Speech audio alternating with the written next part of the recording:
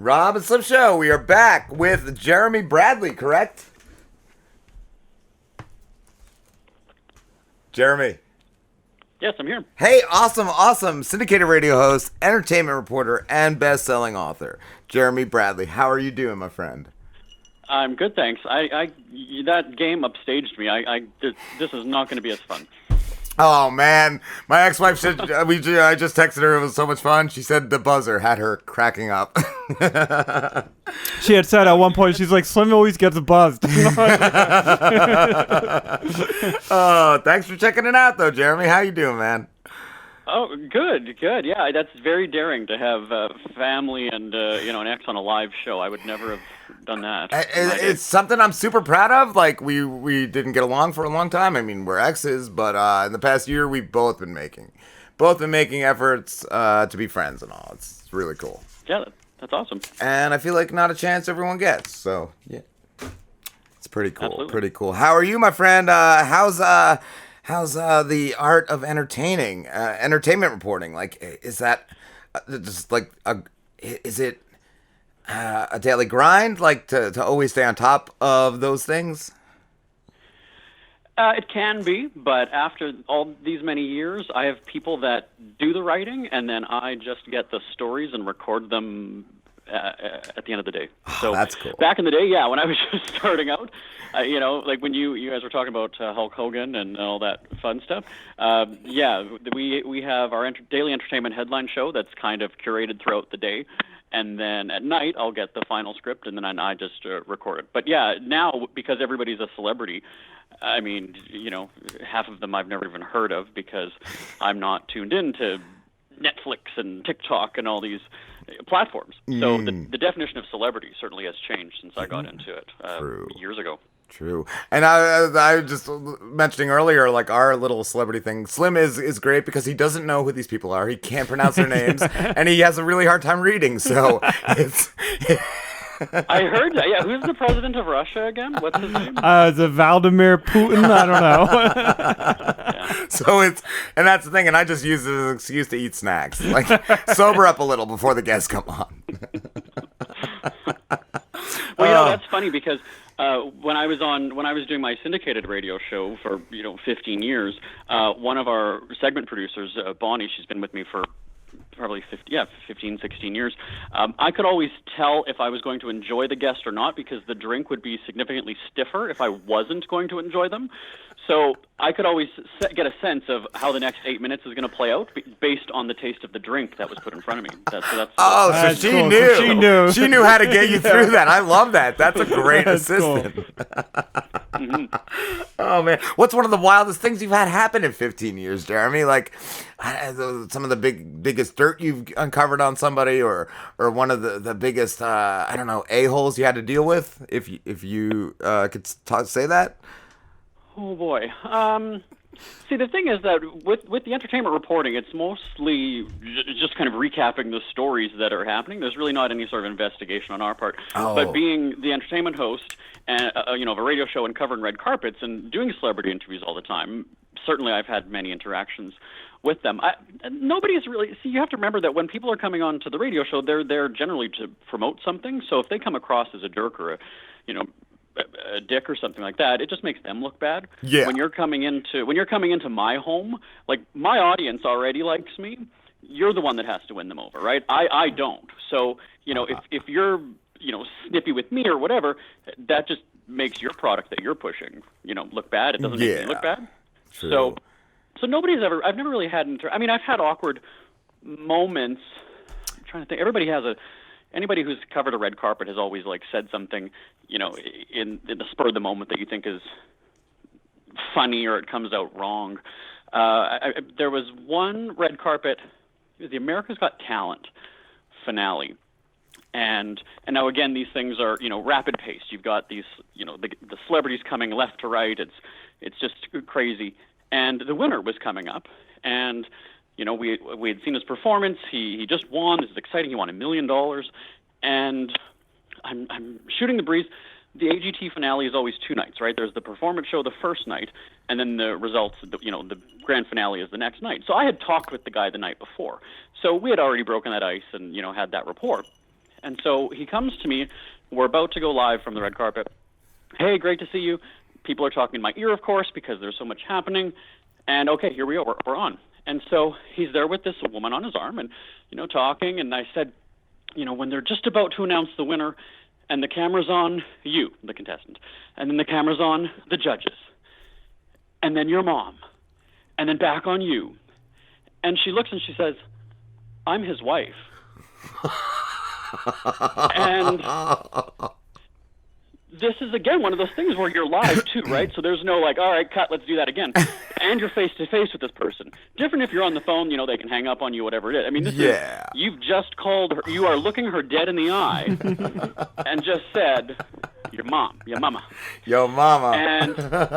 And there's, how do you, that's not really, you can't say that's a slip of the tongue. That's just wrong.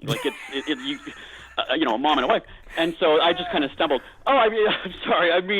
Your family in the audience. And that's when you start to sweat, and then you lose your train of thought, and you're just like, oh crap! Let's just wrap. Get me out of here.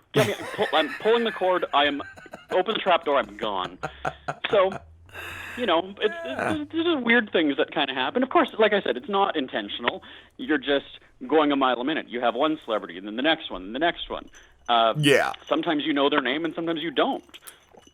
So I've never had a really bad interaction. Cool. I was just thinking of along the lines of interviews. I remember we've had some people over the years. It's like you ask them something, and you're like, "What's the craziest thing that's ever happened?" And this person's been in their craft for 10 years, and they're like, nothing crazy. And then I'm like, it's just crickets. I'm like, awkward silence, and that should have been a minute or two of conversation, and now I don't know what to do. Yeah, definitely. That's the thing, though, too, right, is that you have the celebrity, whoever it is, they have that persona as the celebrity, and then you have that shooting the breeze. Like when I was doing my celebrity interviews, we were never live. We were always voice tracked. So my interviews were always pre-taped. So we had time to have that conversation off the air, get that rapport going. Yeah. And then when we're on, that's when they flip on the character and they become that, celebrity. But there is that disappointment when, let's say you're interviewing a comedian and you're expecting them to have those zingers and be funny or whatever. Meanwhile, because they haven't listened to your show and they don't know who you are, they don't know your personality, they don't know you're playful, they don't know that they can joke around, they don't bring that all the time if you don't have that rapport for that first few minutes. And so I remember kind of feeling disappointed that, I'm trying to think, the first time that Margaret Cho was on my show, again, she just wasn't being that funny Margaret Cho that you see on, on TV, on movies and things like that. And then once she'd been on a few more times, then you kind of loosen up and you get it. So it is kind of a disappointment when it's like, I wanted that character, though. I wanted that comedian that we see. But they're just talking to you as a regular person. So, there's that sort of setup, that build-up. And, how do you say that to them, right? Hey, can you be the character Margaret Cho? But she's wonderful. Yeah, no, I get that. And we've had comedians on in the past, too. And I usually don't go that way with them. I usually just have the conversations on. I have friends like, why don't you ask them to do that? And I'm like, I don't want to force that or anything like that. That's a strange one. That's like a whole different thing to do with them. I guess it's just a different style about going about it. Yeah. And I think it also depends too. It depends too, though. Like I said, how much they know about your program and your platform before coming on. And secondly, remember how they're going to be presented, right? They make them look like they're not taking it seriously. It could just be like, oh, I'm too good for this, so I'll just laugh it off and not take these guys seriously. Yeah. Which again, if they've been coached with media training, they know that that's not the right thing. So, yeah, I used to over prep for shows. For interviews, I used to. You should technically, read the person's book or watch the part of their TV show or something, so you kind of know. But that's where I wouldn't really do much research into them sometimes. I'll know the name, I'll know what they're doing, I'll know what they're coming on to talk about.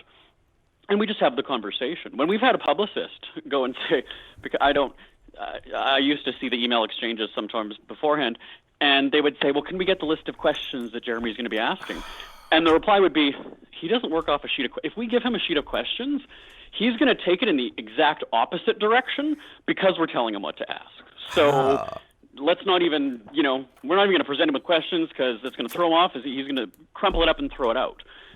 Because it's a conversation. You want to be spontaneous. Yes. And so it doesn't seem so scripted and stiff, really. It does annoy me when people ask. I will do it, though. I do understand people, like, wanting to know what they're going into. So I will give them, but usually I'll just tell people we do a loose hangout-style interview, and they're good from it, just from that. And we've actually been turned down. We were turned down by, I won't name the name, but one of the people from Shark Tank. We've had most of them on the show, or we had most of them on the show.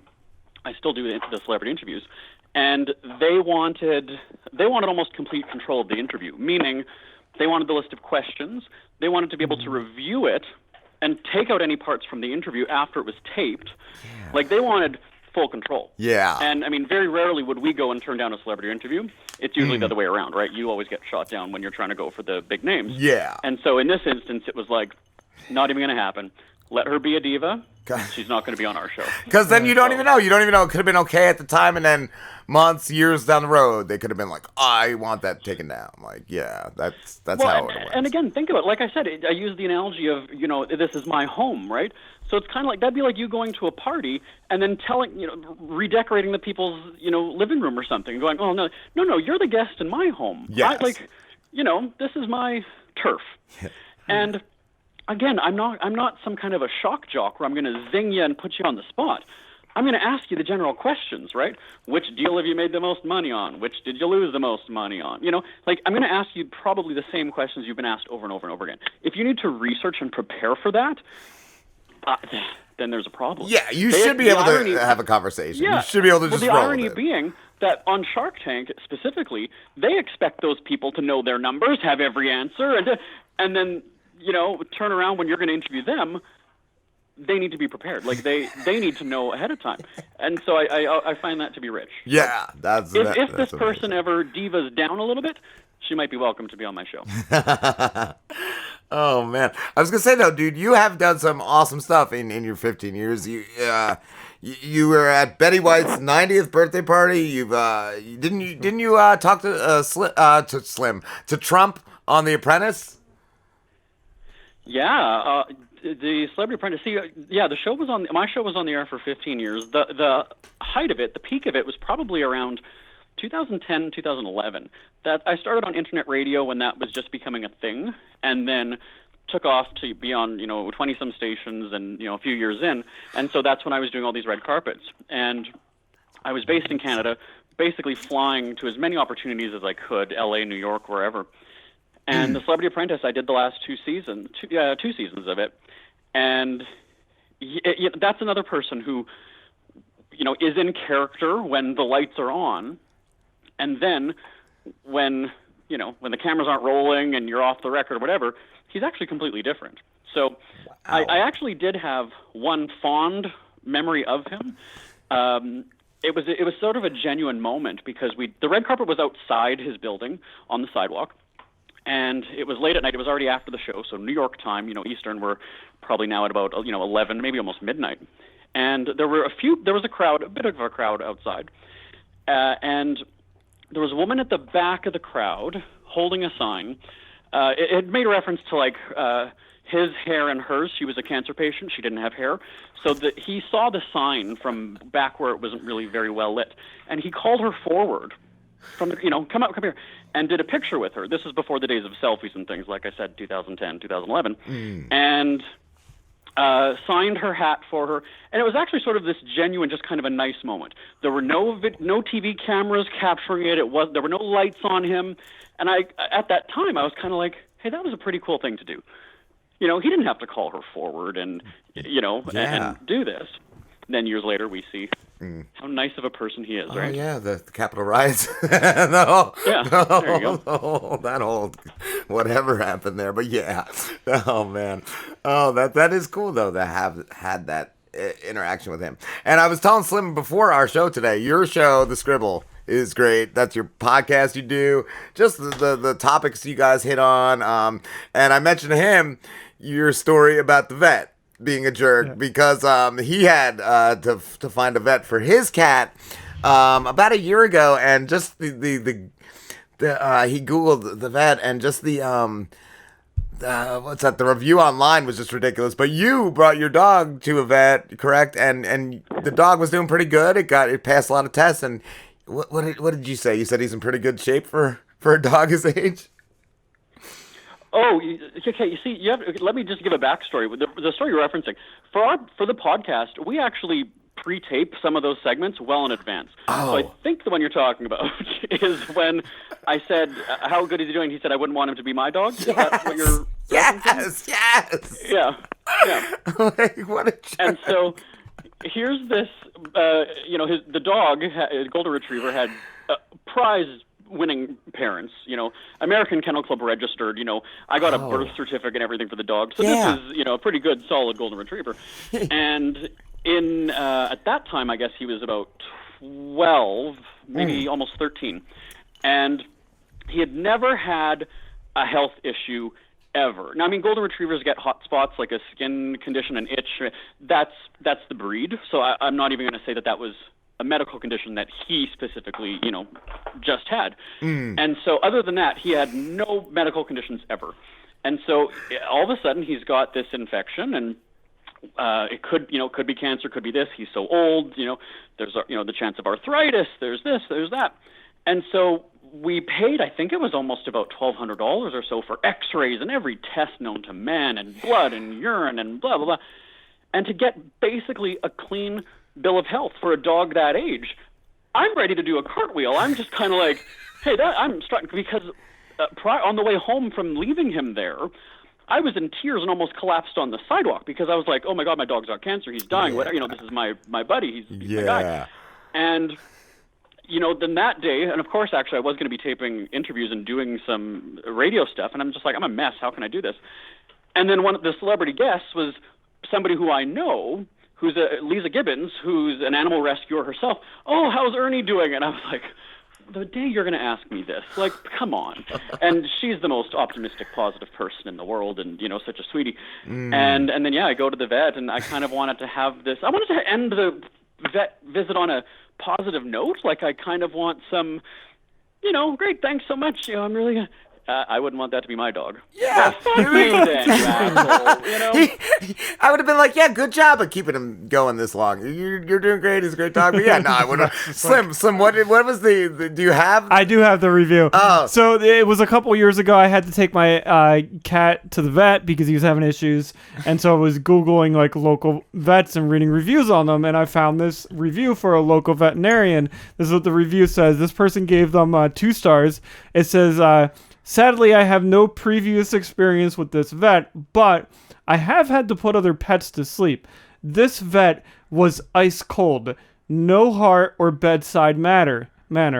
I had to hold my pet down, and before I knew why, it turned out I helped in killing him. So apparently this vet this guy was like, just hold your dog for a minute while he gave it the yeah, and then it says could have whatever. Now I now will forever have a memory I never wanted to have. Dude, I will never go back with another pet. To top it off, my oldest son was with me, and I got to be put through the entire thing. Don't ask people why they want to be present, or it's saying like, why don't you ask people like, hey, do you want to be present for this? This was hands down one of the worst vets, and I will never recommend it. The 2nd star I gave it is just for squeezing us in during our time of That's need. what I was going to ask. Why did she do the 2 stars? Yeah. Okay. And the low price. Well, that's what you get when you're paying. Dude, that's rough. And this is where you'd think that a smart doctor or business would then use this as a PR opportunity to show some compassion, empathy, remorse, whatever. Instead, the vet that I went to, he uses the Googaroos and fires back at people. Oh, so yeah, Slim found one earlier about the same. Yeah, so where the guy's going I back was and seeing forth. that, like, that guy didn't reply to that one, but I was trying to find that review, and so I was just looking at bad reviews for, like, all the veterinarians in town, and a lot of them, there was, like, 3 or 4 of them where, yeah, the vets would go back at them, and just, like, it would be 3 or 4 paragraphs of why the person complaining was wrong. Yeah. Yeah, now see, that's the problem, though, is that with me, I don't use, like, Google Mail or anything like that, and because I'm a media personality in my hometown, I'm in the newspaper, like, people know who I am, I can't go and like viciously attack. Now, I always write things in a nice professional way to tell you off. I'm not going to insult and name call and whatever, but I will give you a verbal smackdown in a very, very professional way. And obviously, when you're going and giving the specifics of your case, the doctor's going to know who this is, right? So it's not like oh, he's never going to know who I am. Well, clearly he's going to because of what happened. And that's where I always have to, I have to make up like a, fake email address or, a different account to do something like that. But yeah, I mean, yeah, it's rough. Oh, man. And also, Jeremy, I brought up earlier, you are a best-selling author. How many books do you have out? 4? Oh, my God, I don't even... Okay, so hold on. Let's go. We've got Multiple Sarcasm, The Official Guide to Being a Winnipeg Cheapskate.